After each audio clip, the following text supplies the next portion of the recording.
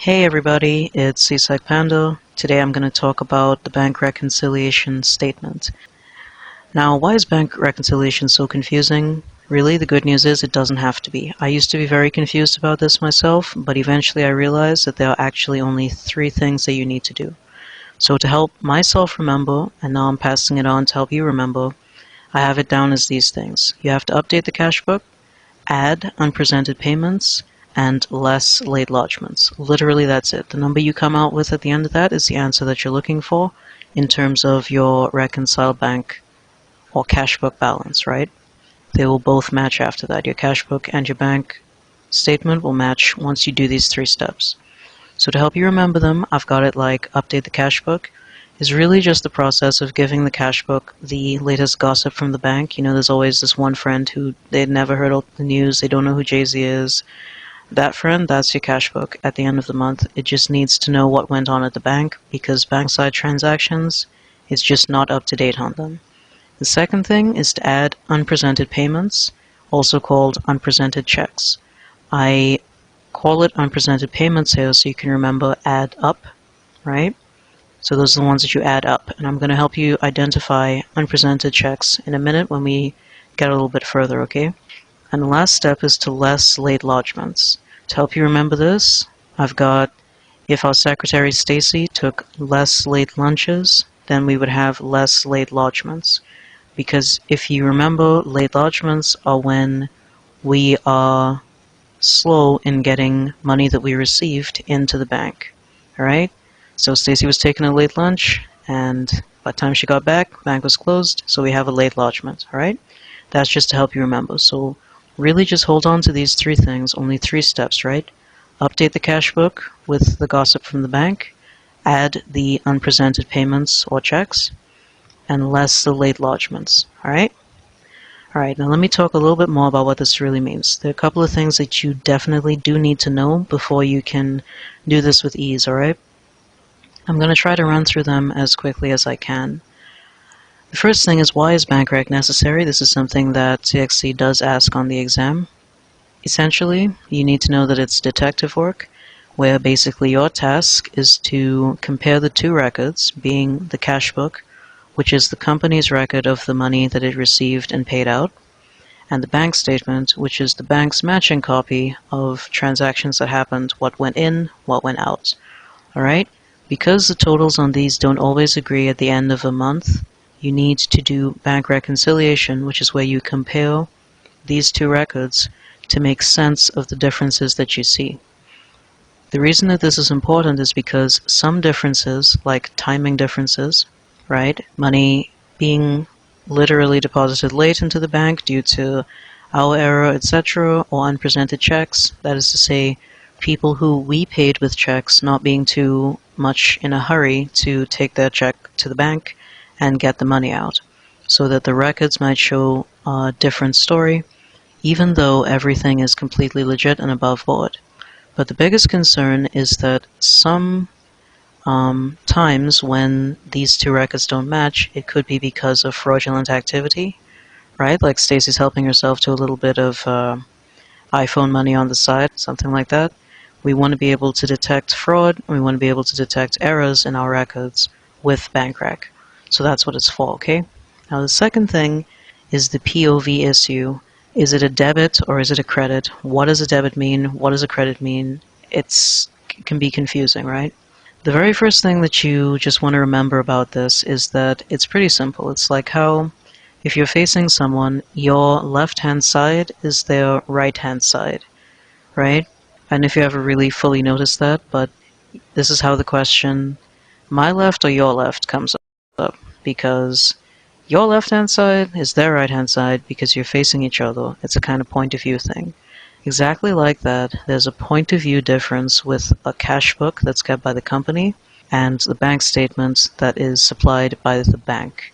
Literally, the left-hand side of the cash book is the debit column, and that is for when money comes in, right? The right-hand side of the company's cash book is the credit side, and that's for when money goes out. So from right now, you can start thinking about them as in and out, just to help yourself. Especially on the exam, I would recommend, if you're not too clear on this, that you take the cash book that they give you, and you write on the left side, the debit side, you want to put in, and on the credit side, you want to put out, right? You want to do the opposite thing now to the bank statement that they give you.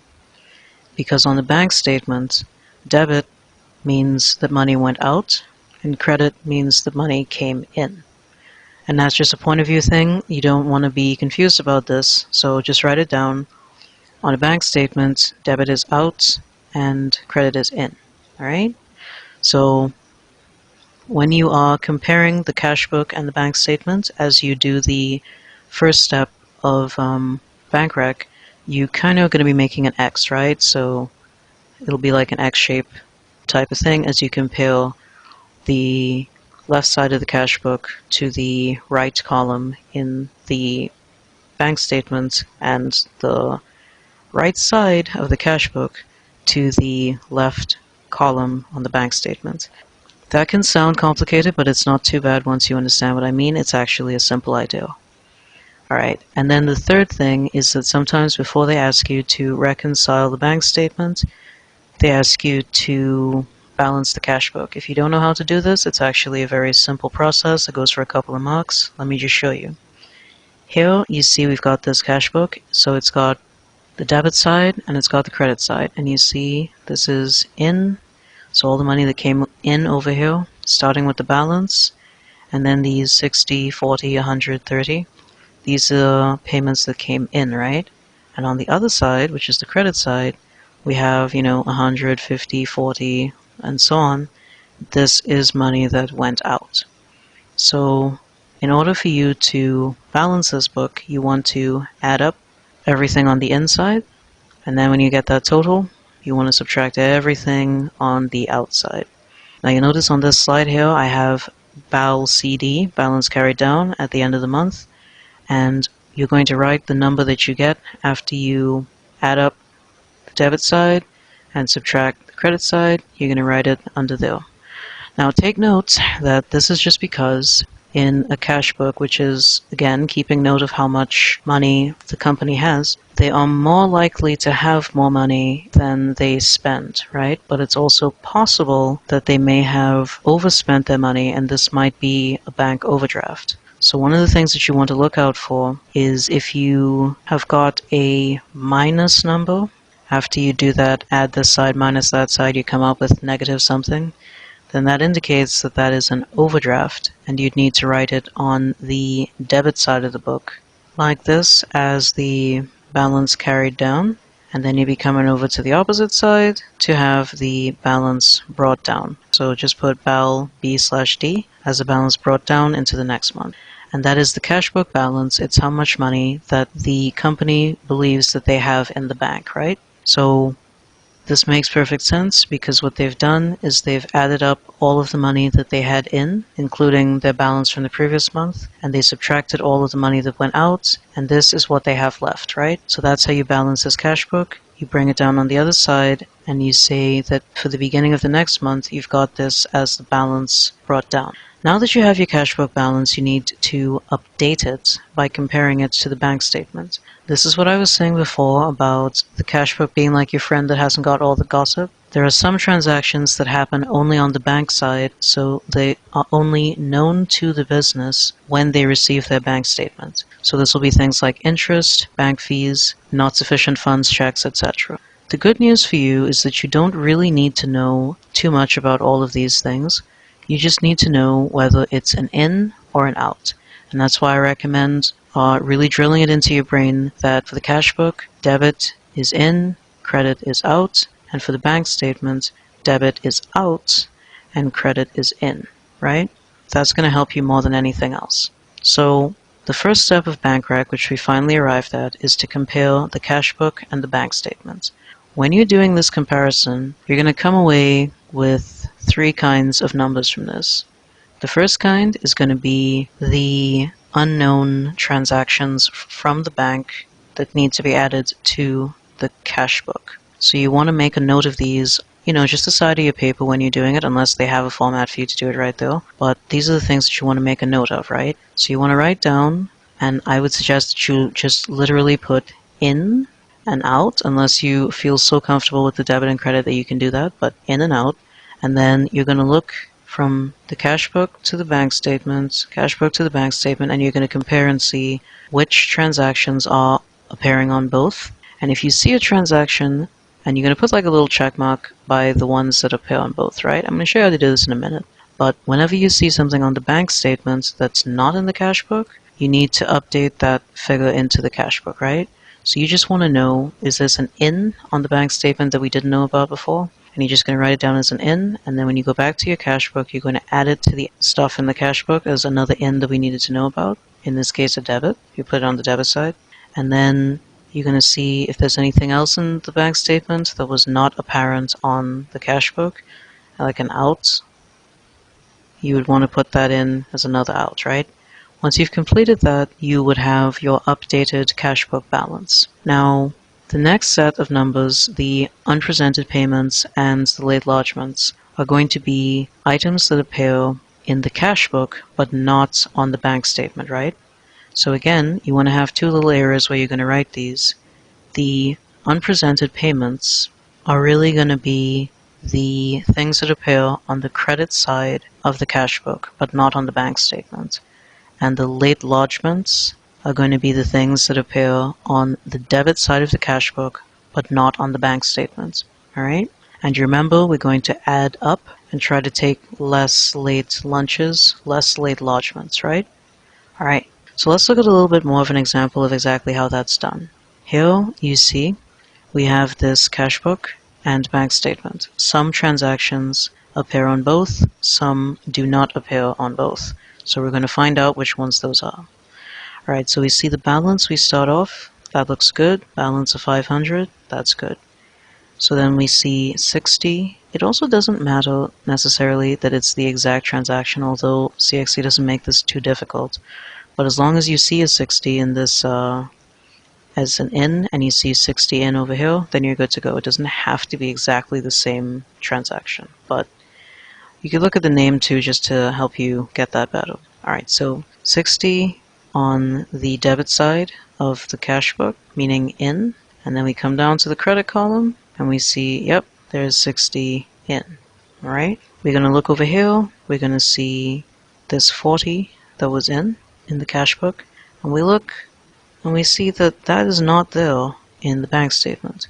So this 40 is going to be written over here as something that appears on the cash book but not in the bank statement.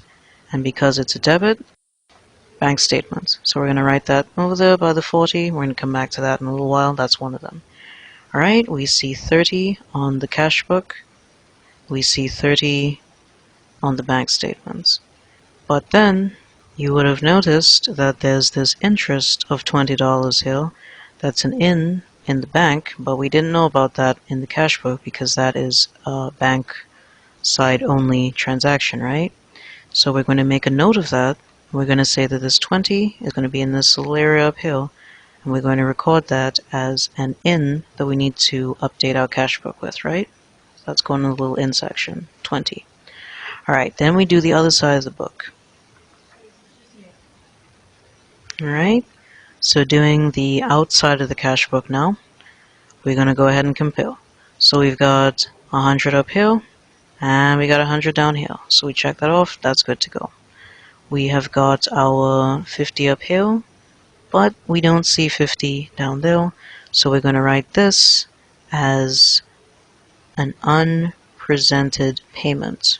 Okay, that's going to go down there in that little area there, and that's going to be one of the things that we add up. We add the unpresented payments. Alright, we continue comparing now. We see 40 in our cash book and 40 in the bank statement, so that's good to go. We make a little check mark there. 60, and we don't see 60, so we write that down. Another unpresented payment that we're going to need to add up. Alright, we continue. We see 70. We see 70, and that brings us to the end of our cash book. But look, now there's $100, that's a standing order, and that's $100 out. So we're going to write that down as an out that needs to be included when we update the cash book. That's $100 to out, right? Okay, so what's happened here now is that we have got all of our transactions that were in question.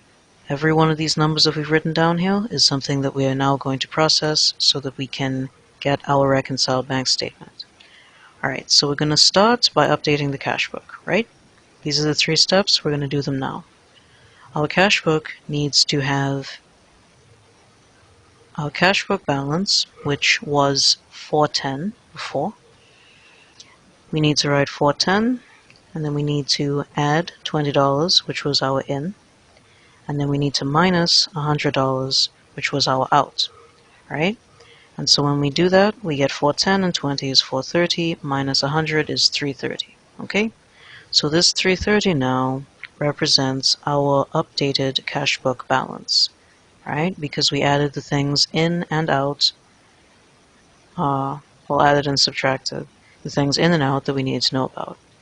We take our updated cash book balance, which is 330 in this case, and we go ahead and we add up. So we add our unpresented payments, right? So we've got them up here listed, and we're just going to go ahead and say plus 50 plus 60. Alright? And 50 plus 60 is 110. So when we add that to 330, what we're going to get is 440, right? Then we are going to less the late lodgements.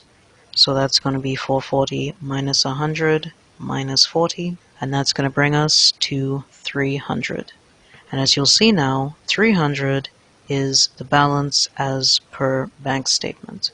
So we have just successfully reconciled the different number on our bank statement with the number in our cash book. What we notice from this is that all of the transactions that were different for legitimate reasons. It was only made up of legitimate unpresented payments or unpresented checks and late lodgements, along with legitimate bank transactions like a standing order and interest that we are okay with. So the good news here is that there has not been any error in our records and there has not been any fraud. And basically that's what you want to do. So again, you just need to remember that you only need to do these 3 steps, which are updating the cash book balance by adding the ins and outs that were unknown, by adding up the unpresented payments, and by doing less late lodgements, right? And that's pretty much bank rec. So I hope that this has helped you to understand what you're looking for. I hope that it cleared up all of the questions that you had about this. Like it if you like it. If you have any questions, would you leave them in the comments section? Please consider subscribing, and I will see you next time. I wish you all the best on your exam.